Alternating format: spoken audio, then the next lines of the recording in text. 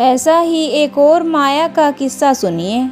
मोहम्मद साहब महाराज को गए, एक क्षण में ही सारे आकाश का भ्रमण करके पीछे आ गए। पीछे आने पर लोगों से अपना सब हाल कहा। किसी किसी ने तो मान लिया पर बहुतों ने न माना। सुल्तान रूम ने तो इस बात पर तनिक भी विश्वास न किया, मोहम्मद साहब की बात को बिल्कुल झूठा समझा। बहुत दिनों तक ऐसा ही अविश्वासी बना रहा। एक दिन एक फकीर बादशाह के सामने आकर कहने लगा कि ईश्वर में सब शक्ति है, वह जो चाहे दिखलावे, जो चाहे सो कर दे। मोहम्मद साहब का महाराज बहुत ठीक है। उस प्रकार उस फकीर ने बादशाह को बहुत समझाया पर बादशाह ने एक न मानी। उस फकीर ने बादशाह से कहा कि पानी का एक बड़ा बर्तन मंगवाओ। बर्तन मंगवाया गया। फकीर के कहने से उसमें पानी भरकर मैदान में रखवा दिया गया। उसने बादशाह से कहा कि इसमें अपना माथा डुबोकर निकाल लो। दरबारी लोग चारों तरफ से घेर कर खड़े थे। बादशाह ने जल में सिर डाल के तुरंत ही निकाल लिया। सिर निकालते ही उस फकीर के ऊपर क्रोध करके बहुत झुंझुलाया। कहा कि इस फकीर ने मेरे ऊपर बहुत कष्ट डाला था।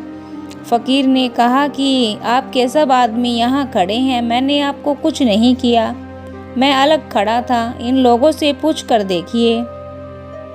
लोगों ने भी कहा, हाँ हजूर, यह फकीर तो अलग ही खड़ा है, इसने कुछ भी नहीं किया। अपने आदमियों की यह बात सुनकर बादशाह को बड़ा आश्चर्य हुआ। कहने लगा कि मैंने जब पानी में सिर डुबोया उस समय देखा कि मैं स्त्री हो गया हूँ। एक मैदान में इधर उधर फिर रहा हूँ, कोई आगे है न कोई पीछे। वहाँ से थोड़ी दूर पर खेतीहर लोग खेती में काम कर रहे थे। उसी स्त्री के रूप में मैं उन लोगों के पास गया। उन लोगों ने मुझे अकेला लावारिस जानकर अपने गांव में चलने को कहा। वहां पहुंचकर एक युवक ने मेरे साथ विवाह कर लिया।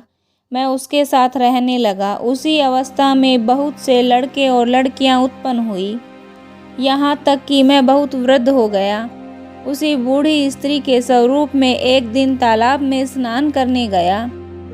जल में सिर डुबोकर बाहर निकालते ही अपने को यहाँ खड़ा पाया।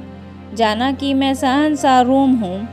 आप लोगों को भी जैसे का तैसा खड़ा पाया। आश्चर्य है कि इतनी ही देर में क्या क्या हो गया। स्त्री होकर बहुत से बच्चे जने, वृद्ध हो नदी में स्नान करने गया, डुबकी मारते ही पूर्वावस्था में आ गया। ये क्या कौतुक है जो क्षण भर में ऐसा देखा। उस फकीर ने कहा कि खुदा की कुदरत है, वह जो चाहे सो कर सकता है। उस बादशाह को मोहम्मद के आराज पर विश्वास हुआ। उसने समझ लिया कि संसार ऐसा ही है। जो लोग ज्ञानी हैं वे संसार को तुच्छ समझते हैं, क्योंकि यथार्थ में कुछ भी नहीं है, जल के बुदबुद के समान है। इसलिए जो मोक्ष मार्ग के खोजी हैं वे लोग इससे घृणा रखते हैं, समस्त विषय और वासना को त्याग कर अलग हो जाते हैं, उसकी तरफ दृष्टि भी नहीं करते। ये संसार मृतक है, मृतक से जो लिपटता है वह कुत्ता है। इस कारण संसार से प्रेम करने वाले मनुष्य तो से हीन कुत्ते के समान हैं। मनुष्य कभी मृतक से प्रीति नहीं करता। सारी विषय वासना आसक्ति को अंतःकरण से उठा दिया, उसी का नाम वैरागी, सन्यासी और उदासी है। वही तपस्वी साधु है। इसकी आसक्ति को अंतःकरण से निकाले बिना कोई भी साधु वैरागी आदि नामों का अधिकारी नहीं हो सकता।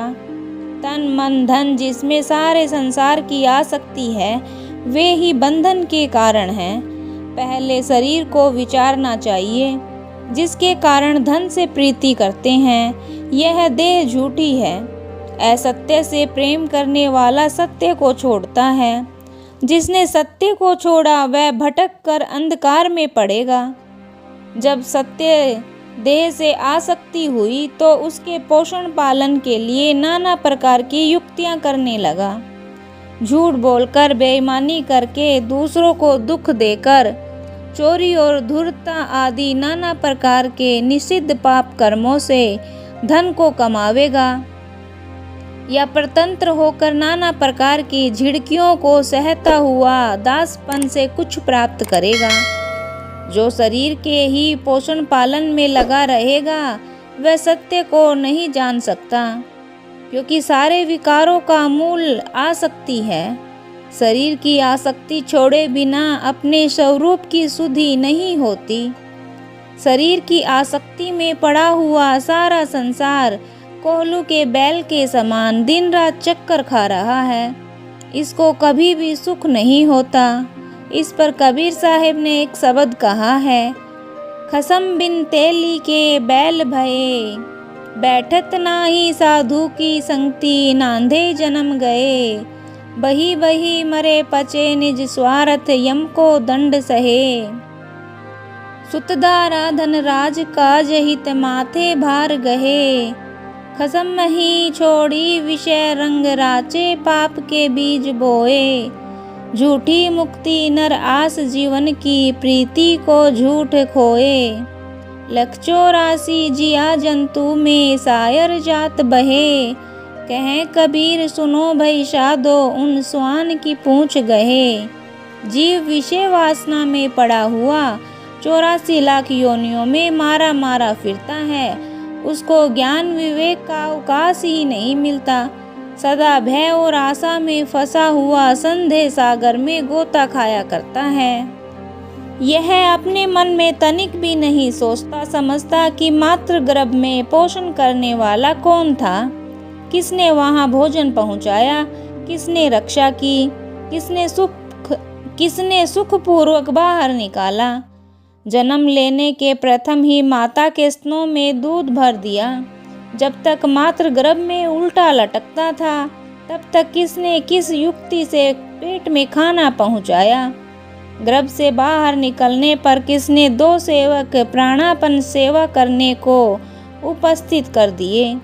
वे प्राण जाए तो जाए पर बालक की रक्षा में किसी प्रकार से उत्साह नहीं हारते थे। जब तक युवावस्था को न पहुँचे तब तक अपना जान माल सब उसके ऊपर निछावर करते रहे। जिस विश्वंभर ने सर्वरक्षक माता के गर्भ में पोषण और रक्षा की, सुखपूर्वक जन्म दिया, वो सर्वदा रक्षा किया करता है। ऐसे दयालु सर्वरक्षक सर्वशक्तिवान पिता को भूलकर असत्य संसार से प्रेम करना मनुष्य तो नहीं है।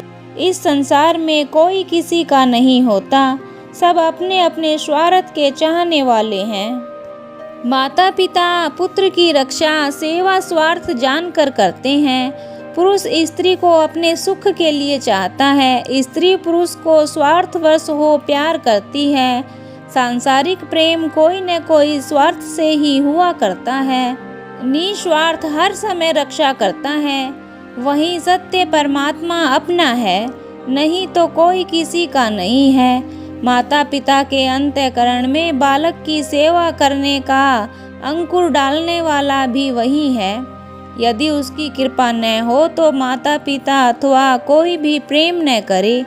सारे जीवधारी अपने बच्चों को प्रेम और प्रीति के साथ पालते हैं, किसी प्रकार की आशा नहीं रखते।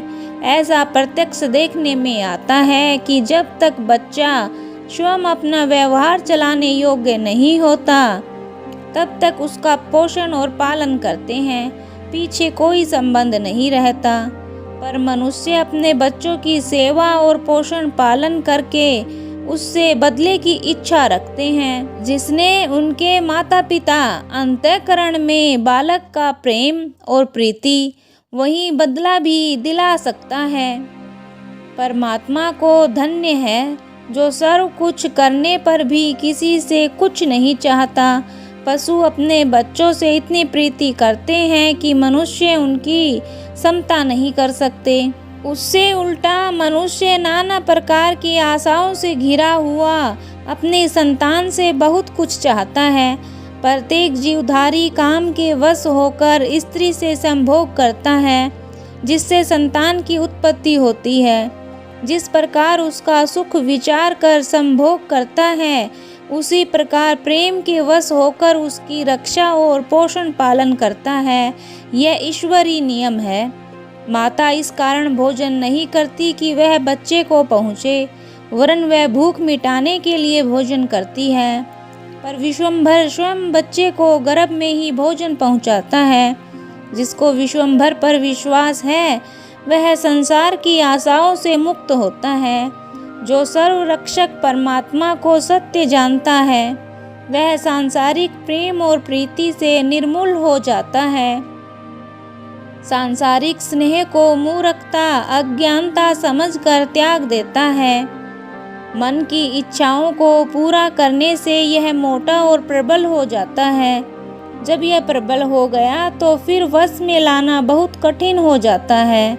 इसी कारण साधु लोग मन की इच्छाओं को पूरी नहीं होने देते, वरन उसके उल्टे करके मृतक तुल्य बना लेते हैं। जब यह इच्छा पूर्वक पदार्थों को नहीं पाता तो सहने सहने आप ही मुर्दे के समान हो जाता है। जो बुद्धिमान है वह शरीर से आसक्ति करके इसी में नहीं लगे रहते, वरन जैसे होता है संसार की मुख्य वासनाओं को ठिकाने लगाते हैं, अर्थात संसार मुख वृत्ति का निरोध करके सत्पुरुष में जोड़ते हैं। इसी विषय वासना की इच्छा ने सारे संसार को खा लिया है। जिसको सत्य गुरु का पता मिला, काया के मार्ग में ही उनको प्रकाश मिला।